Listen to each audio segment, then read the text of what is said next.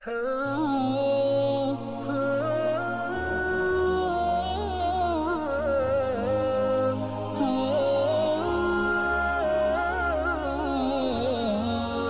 اللہ والحمد للہ والصلاة والسلام علی رسول اللہ اما بعد عن ابی موسیٰ الاشعری رضی اللہ تعالی عنہ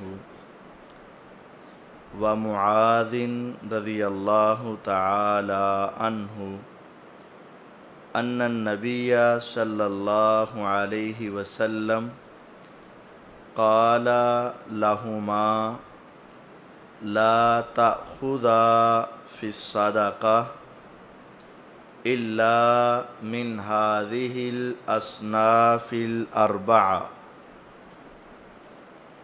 الشعير والحنطة والزبيب والتمر رواه الطبراني والحاکم۔ ابو موسیٰ اشعری رضی اللہ تعالی عنہ اور معاذ بن جبل رضی اللہ تعالی عنہ، یہ دو عظیم صحابہ ہیں۔ ان کو آپ نے یمن کے گورنر بنا کر بھیجا تھا اور ان کو آپ نے یہ حکم دیا کہ جب زکوٰۃ لینی ہے لا تأخذا فی الصدقہ الا من هذه الاصناف الاربعہ، تو ان چار قسم کے پھلوں سے تم زکوٰۃ لوگے یا اناج سے زکوٰۃ لوگے۔ الشعیر جو، والحنطہ گندم، والزبیب منقع، والتمر اور کھجور، یعنی ایسے پھل یا ایسا اناج جو ذخیرہ ہو جاتا ہے۔ کھجور ہے، سال بھر آپ اس کو رکھ سکتے ہیں۔ گندم ہے، ذخیرہ ہو جاتی ہے۔ منقع ہے، جو ہیں، یہ ساری چیزیں انسان ان کو سٹاک کر سکتا ہے۔ تو جو چیز رہتی ہے، سٹاک ہو جاتی ہے، ذخیرہ ہو جاتی ہے، اس کی زکوٰۃ لی جائے گی۔ اب اس کے ساتھ آج کل کے اعتبار سے آلو جو ہیں سال بھر پڑے رہتے ہیں، سٹور ہو جاتے ہیں، تو ان کے اوپر زکوٰۃ ہوگی۔ اور بعض چیزیں ایسی ہیں جو سٹور نہیں ہوتی، بس آئے اور چلتے گئے، تو ان کے اوپر زکوٰۃ اس طریقے سے فرض نہیں ہوگی۔ ان کی زکوٰۃ کا طریقہ کار یہ ہے، اگر یہ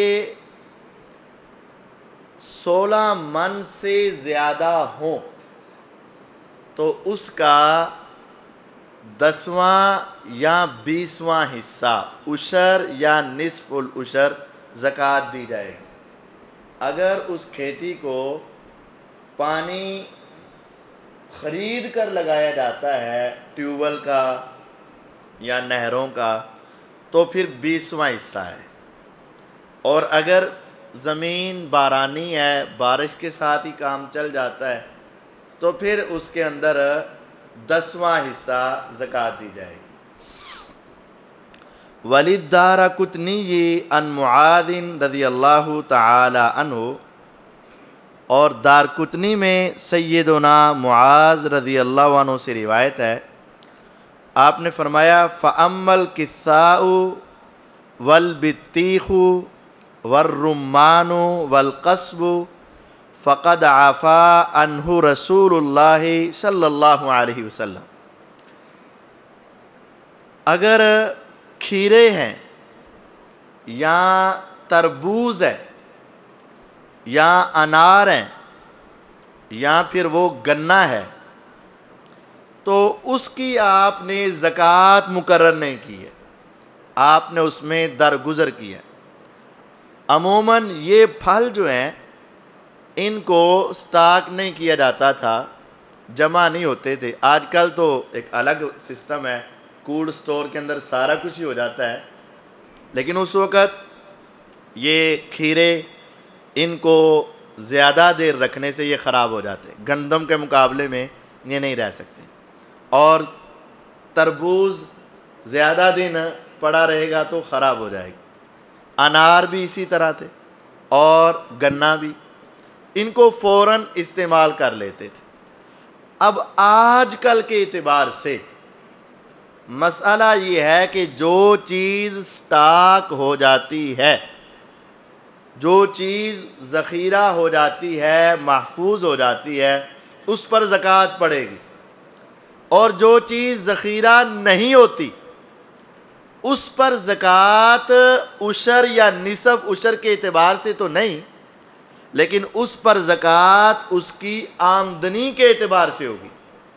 یعنی کسی نے خربوزے ہیں یا گنا ہے یا کھیرے ہیں، سٹاک تو نہیں کرنے، لیکن اس نے لگائے، بیج دیے اور بیچ دیے، اب اس کے پاس جو آمدنی آئی ہے اس آمدنی کے اوپر زکوٰۃ لی جائے گی، وہ 2.5% جو زکوٰۃ کا سسٹم ہوتا ہے۔ اب اس وقت جو زکوٰۃ لی جاتی تھی وہ خلیفہ وقت کا ایک نمائندہ ہوتا تھا جس کو عامل کہا جاتا تھا۔ وہ زکوٰۃ لینے والا عامل، خلیفہ وقت کا جو نمائندہ تھا، وہ علاقوں میں گھومتا تھا اور لوگوں کے باغات میں جو پھل لگا ہوتا تھا اس کی زکوٰۃ لینی ہے۔ اب کوئی آدمی پھل فوراً اتار لیتے ہیں، کوئی درمیان میں اتارتے ہیں، کوئی آخر میں، کوئی آہستہ آہستہ اتارتے ہیں۔ تو جب وہ زکوٰۃ لینے والا جاتا تو پھل بسا اوقات ابھی ان کے درختوں کے ساتھ لگا ہوتا، اب یہ بار بار تو نہیں آئے گا ان کے پاس، تو وہ کیا کرتا، اندازہ لگاتا اور اس اندازے کے ساتھ پھر اس کی زکوٰۃ لے لی جاتی۔ اب اس اندازے میں کمی بیشی بھی ہو سکتی ہے۔ اس کا ایک پورا حل اس حدیث میں آگے بیان کیا گیا۔ وعن سہل بن ابی حثمۃ رضی اللہ تعالی عنہ قال امرنا رسول اللہ صلی اللہ علیہ وسلم اذا خرجتم فخذوا ودعوا الثلث فإن لم تدعوا الثلث فدعوا الربع۔ سہل بن ابی حثمہ رضی اللہ تعالی عنہ کہتے ہیں رسول اللہ صلی اللہ علیہ وسلم نے ہمیں حکم دیا کہ جب تم اندازہ لگاؤ، تم گئے ہو، تم نے اندازہ لگایا، مثال کے طور پر یہ ہے کہ یہ 30 من ہے، جب تم اندازہ لگاؤ، اور یہ جو تجربہ کار آدمی ہوتے تھے نا، ان کا اندازہ بہت قریب والا اندازہ ہوتا تھا، یعنی 19-20 کا فرق نکلتا تھا، ان کا اندازہ بڑا پرفیکٹ ہوتا تھا۔ تو آپ نے فرمایا کہ جب تم نے اندازہ لگانا ہے فَخُذُوا، اور تم اس کا زکوٰۃ والا معاملہ تم نے لینا ہے، وَدَعُوا الثُّلُثَ، تو تیسرا حصہ چھوڑ دو، یعنی 30 من اگر تم نے اندازہ لگایا ہے تو تیسرا حصہ کتنے من بنیں گے؟ 10 من۔ 10 من چھوڑ کے 20 من کی زکوٰۃ لے لو۔ اب وہ 10 من کیوں چھوڑنا ہے؟ ہو سکتا ہے اس میں سے کچھ جو ہے وہ پرندے لے جائیں، کھا جائیں، کچھ ایسا ہے جو خراب ہو کر گر جائے، کچھ ایسا ہے کہ راہگیر گزرتے ہوئے افراد اس کو توڑ کر کھا لیں، کچھ ایسا ہے جو سڑ سکتا ہے، کوئی بیماری بھی آ سکتی ہے۔ تو آپ نے اندازہ لگوایا اور اندازے میں تیسرا حصہ چھوڑ کر 2 حصوں کی زکوٰۃ لینے کا حکم دیا۔ اذا خرجتم، جب تم اندازہ لگاؤ، فخذوا، اور زکوٰۃ لو، وَدَعُوا الثُّلُثَ، تیسرا حصہ چھوڑ دو، فَإِن لَّمْ تَدَعُوا الثُّلُثَ، اگر تیسرا حصہ تمہارا چھوڑنے کو جی نہیں چاہ رہا کہ نہیں زیادہ بچت آ جانی ہے اس کو، تو فادہ اور ربع کم از کم چوتھا حصہ ضرور چھوڑ دو۔ یعنی زکوٰۃ لینے والا جو گیا ہے، حکومت کا نمائندہ، خلیفہ کا نمائندہ، اس کی تو کوشش ہونی ہے زکوٰۃ زیادہ اکٹھی ہو، اور جس نے دینی ہے عموماً اس کی کوشش ہوتی ہے کہ مجھے کم دینی پڑے۔ تو کہا گیا کہ تم اندازہ لگاؤ، تیسرا حصہ یا چوتھا حصہ تم چھوڑ دو۔ اگر وہ تیسرا حصہ چھوڑتا ہے تو زکوٰۃ دینے والے کو ظاہری طور پر فائدہ ہوتا ہے، کیونکہ 30 من میں سے کتنے من مائنس ہو جائیں گے؟ 10 من۔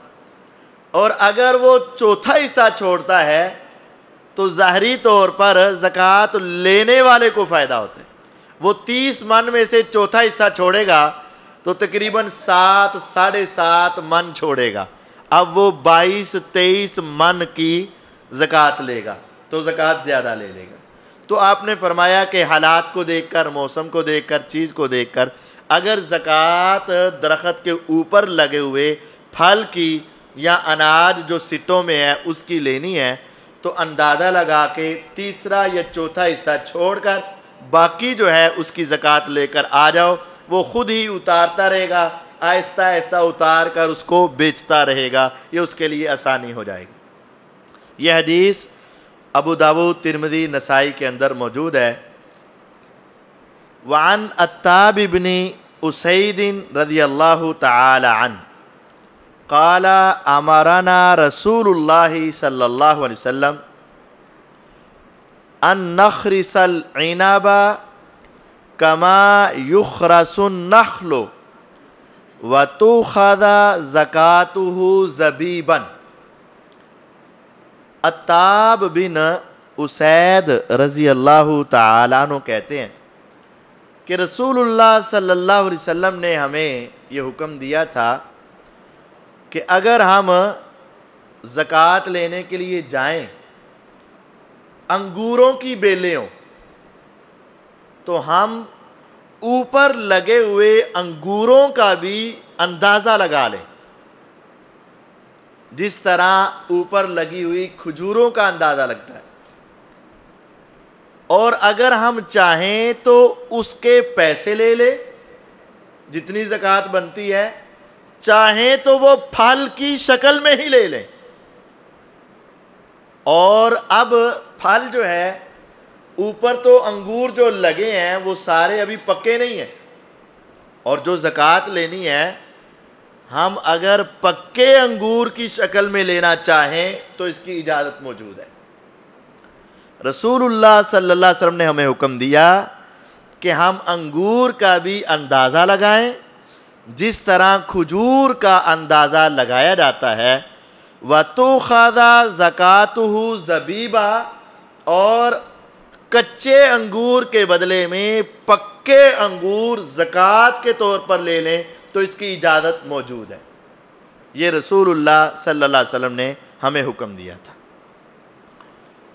وعن عمرو بن شعیب عن ابیہ عن جدہ، عمر بن شعیب اپنے والد شعیب سے اور ان کے والد اپنے دادا عبداللہ سے یہ روایت کرتے ہیں، ان امرأۃ اتت النبی صلی اللہ علیہ وسلم، ایک عورت نبی کریم صلی اللہ علیہ وسلم کے پاس آئی، وَمَعَهَا ابنۃ لہا، اس عورت کے ساتھ اس کی بیٹی بھی آئی،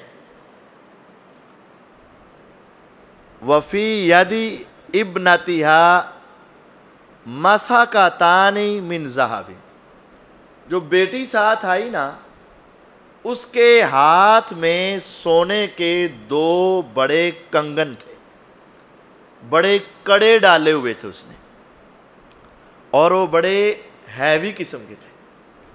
فقال لها اتعطینا زکاۃ ھذا، آپ نے اس کی والدہ سے پوچھا کہ اس کی زکوٰۃ دیتی ہو؟ قالت لا، تو والدہ کہنے لگی نہیں زکوٰۃ تو نہیں دیتی، بچی نے پہنے ہوئے ہیں 2 کنگن ہیں، میں تو اس کی زکوٰۃ نہیں دیتی۔ آپ نے فرمایا ایسرک ان یصورک اللہ بہما یوم القیامۃ سوارین من نار، کیا تمہیں یہ بات اچھی لگتی ہے کہ اللہ تعالیٰ تمہیں اس کے بدلے میں آگ کے 2 کنگن روز قیامت پہنا دے؟ اس نے کہا نہیں۔ فَأَلْقَتْهُمَا، تو اس نے وہ 2 کنگن اتار کر پھینک دیے۔ اس نے کہا ہم اس کے بدلے میں آگ کو پسند نہیں کرتے۔ اس کا مطلب یہ ہے کہ سونا بچوں کے پاس ہو یا بڑوں کے پاس، اس کی زکوٰۃ دینا فرض ہے اگر وہ نصاب کو پہنچ جائے۔ اور اس کا مطلب یہ بھی ہے کہ جو استعمال والا سونا ہے اس پر بھی زکوٰۃ فرض ہے۔ بعض لوگوں کے ذہن میں ہے کہ جو سونا صرف پڑا ہوا ہو اس پر زکوٰۃ ہوتی ہے، جو استعمال کر رہے ہیں اس پر زکوٰۃ نہیں ہے۔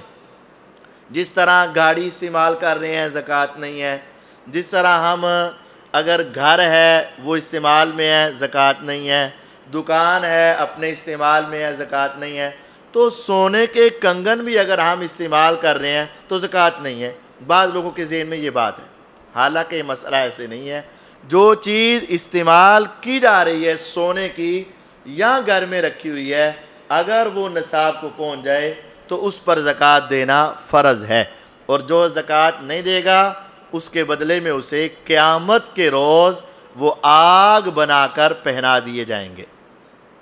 وعن ام سلمۃ رضی اللہ تعالی عنہا انہا کانت تلبس اوزاحا من ذہب فقالت یا رسول اللہ صلی اللہ علیہ وسلم اکنز ہوا۔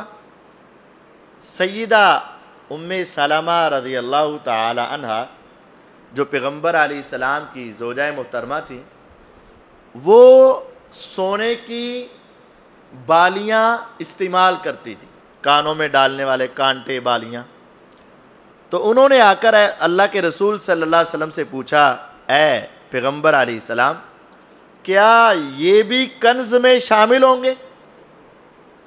اصل میں قرآن مجید میں ایک آیت ہے، والذین یکنزون الذہب والفضہ ولا ينفقونها فی سبیل اللہ فبشرہم بعذاب علیم۔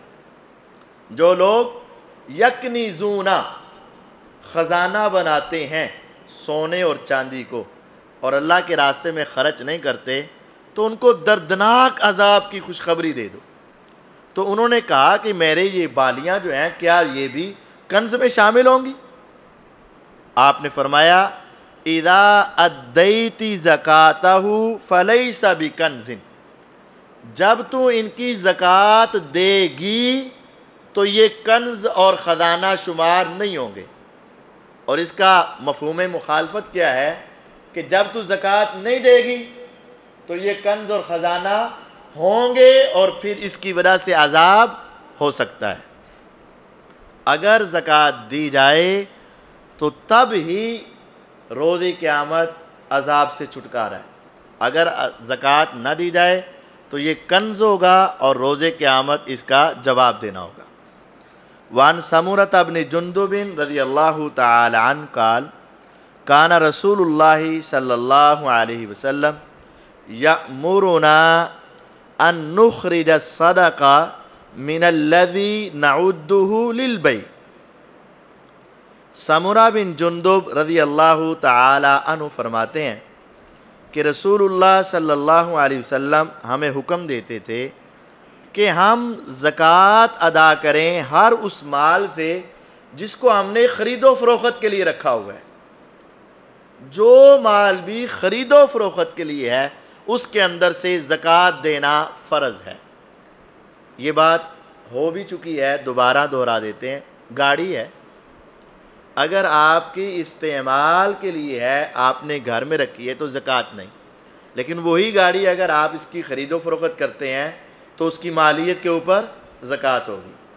وہ مکان یا پلاٹ یا دکان جو آپ استعمال کر رہے ہیں اس پہ زکوٰۃ نہیں، لیکن جو آپ نے خرید و فروخت کے لیے رکھے ہیں، ہر وہ شے جو کاروبار کے لیے ہے اس کے اندر زکوٰۃ ہے۔ ان نخرج الصدقہ، حضور کا حکم تھا کہ ہم زکوٰۃ دیں، من الذی نعدہ للبیع، جس چیز کو ہم تجارت کے لیے رکھ رہے ہیں، شمار کر رہے ہیں، اس کی زکوٰۃ دینا ضروری ہے۔ وعن ابی ہریرہ رضی اللہ تعالی عنہ ان رسول اللہ صلی اللہ علیہ وسلم قال وفی الرکاز الخمس۔ ابو ہریرہ رضی اللہ تعالیٰ عنہ کی روایت ہے کہ رسول اللہ صلی اللہ علیہ وسلم نے فرمایا، رکاز مدفون خزانہ،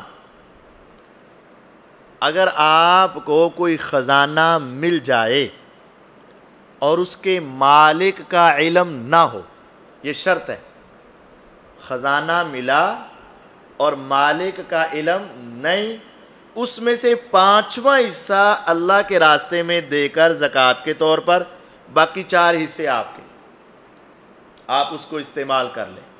لیکن اگر اس کے مالک کا علم ہو تو سارا ہی اس مالک کو واپس کرنا ضروری ہے۔ اگر آپ کو ایسا خزانہ مل جائے اس کے مالک کا علم نہیں ہے تو پھر اس میں سے 5واں حصہ اللہ تعالیٰ کے راستے میں دینا ہوگا۔